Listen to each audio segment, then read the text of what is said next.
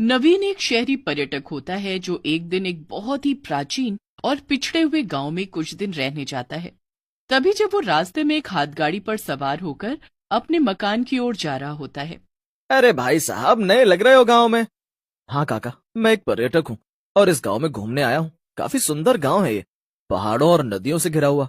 साहब, जितना सुंदर दिखता है उतना ही डरावना भी है। बस एक सहूलियत देता हूँ, रात को सोने से पहले अपने घर के बाहर एक अच्छा सा पकवान बनाकर रख देना, वरना बहुत बुरा होगा। क्या? ये आप क्या कह रहे हैं काका? मैंने तो घूमते वक्त ही बाहर से खाना खा लिया था। फिर भी मैं जो कह रहा हूँ वो कीजिए, वरना आप बहुत बुरी तरह पछताएंगे। इस गांव में भूखी चुड़ैल का वास है। क्या कहा? भूखी चुड़ैल? नवीन उस हाथगाड़ी वाले की बातों पर विश्वास नहीं करता और बिना बाहर खाना रखे ही सो जाता है। जब वो अपने मकान के कमरे में सो रहा होता है, तभी अचानक से रात के 2 बजे दरवाजे पर खटखट होती है। नवीन खिड़की से झांक कर देखता है, तब दरवाजे के बाहर कोई भी नहीं होता। अजीब बात है, कोई भी नहीं है। फिर रात के 2 बजे कौन दरवाजा नॉक कर रहा होगा? खैर, शायद मेरे कान ही बज रहे होंगे। चलो सो जाता हूँ। नवीन सोने जा ही रहा होता है कि तभी फिर से उसका दरवाजा बजता है। खाना दे, जल्दी से मुझे खाना दे, मुझे भूख लगी है, खाना दे। ये क्या? ये तो एक चुड़ैल है। नहीं, हाथी गाड़ी वाले काका ने जो कहा था वो सच ही था। अब मैं क्या करूं? मेरे पास तो इसे देने के लिए कुछ भी नहीं है। नवीन बहुत परेशान हो जाता है। तभी वो चुड़ैल उसके घर के अंदर घुस आती है। नवीन नजर घुमाता है तो वो देखता है कि वो उसके कमरे की अलमारी पर बैठी हुई है।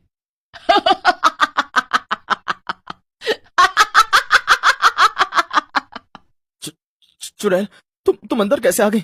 निकल जाओ यहाँ से। तेरी इतनी हिम्मत, तू मुझे निकलने का आदेश देगा?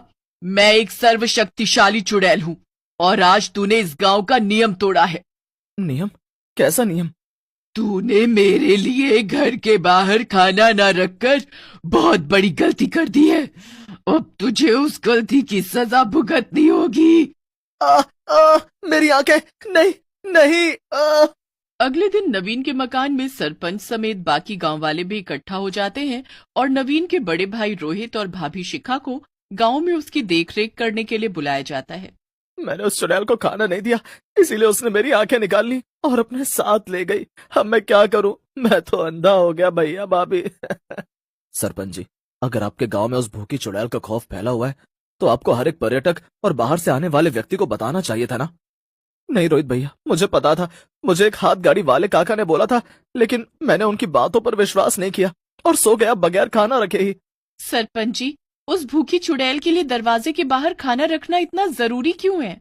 बेटी, ये बहुत सालों पहले की बात है। इस गांव में कपालिका नाम की एक औरत अपने पति और सास ससुर के साथ रहती थी, लेकिन वो कपालिका को बहुत मारते थे और उसे खाना न देकर भूखा रखते थे, जिस कारण एक दिन उसकी मौत हो गई और उस दिन से वो चुड़ैल बनकर सबको परेशान कर रही है। लेकिन इस चुड़ैल को रोका भी तो जा सकता है ना। आप लोगों ने कुछ कदम क्यों नहीं उठाया? नहीं, कोई टोना टोटका काम नहीं आया।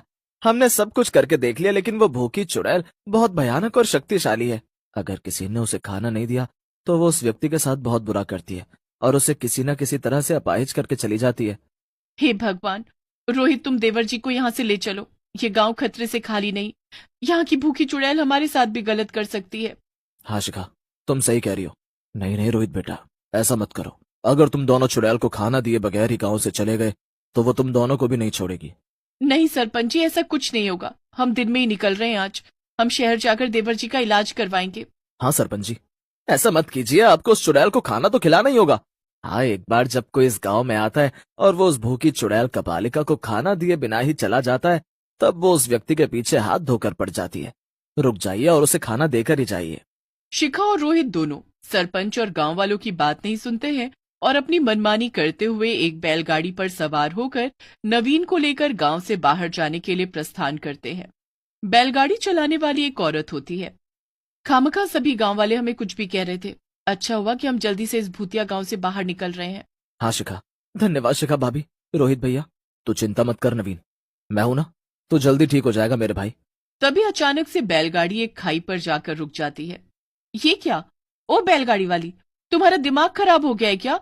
यहाँ खाई पर क्यों लाई हो तुम बैलगाड़ी? तभी वो औरत उनकी बातों का कोई जवाब नहीं देती। अरे कानपुर में हड़ताल है क्या तुम्हारे? सुनाई नहीं दे रहा है क्या?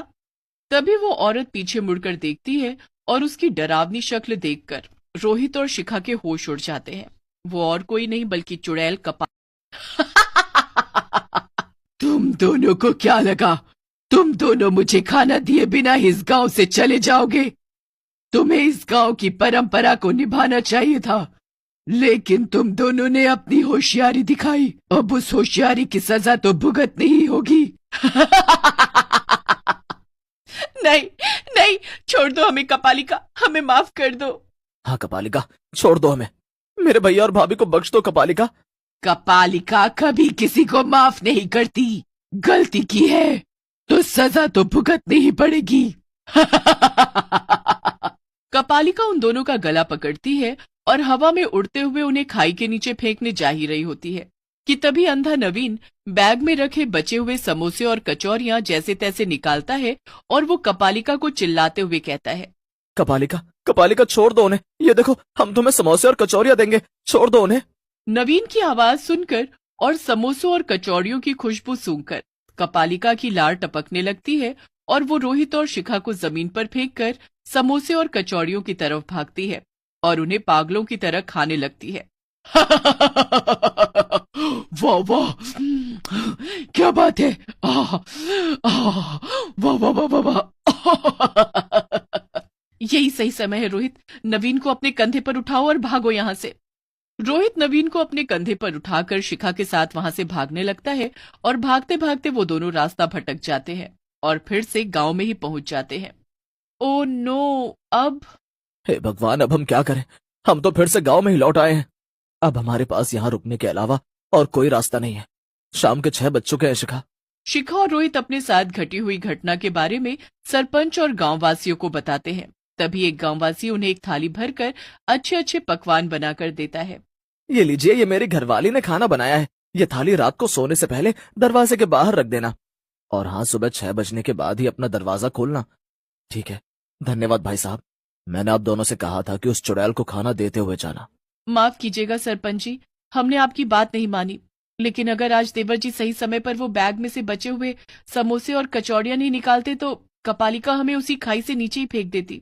रात में शिखा घर के दरवाजे के बाहर खाना रखती है और वो तीनों सो जाते हैं।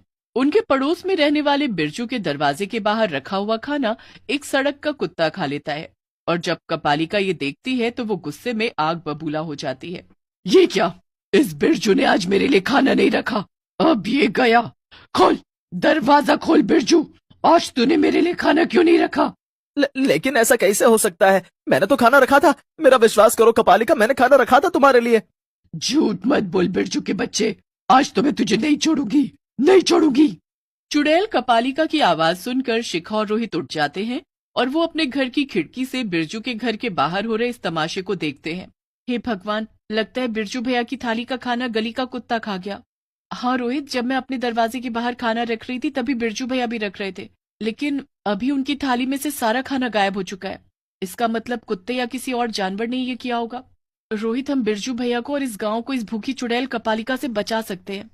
गांव वाले बेवकूफों की तरह इसे रोज खाना देते रहते हैं, लेकिन कभी किसी ने ये नहीं सोचा कि खाना देने के बहाने ही उसे खत्म भी किया जा सकता है।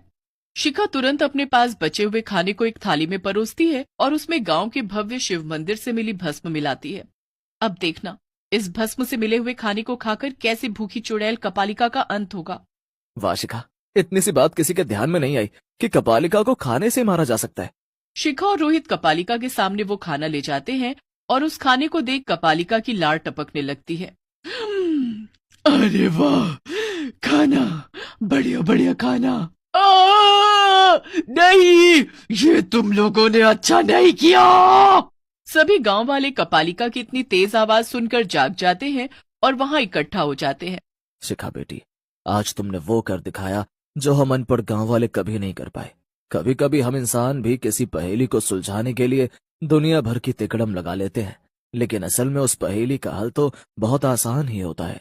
धन्यवाद शिखा भाभी, आपने इस गांव को उस भूखी चुड़ैल के कहर से मुक्त किया है। कपालिका जलकर राख हो जाती है। इस तरह अंत में भूखी चुड़ैल खत्म हो जाती है, जिसके बाद रोहित और शिखा शहर जाकर नवीन का इलाज करवाते हैं और साथ ही उस गांव में सभी लोग बिना किसी डर के आराम से रहने लगते हैं।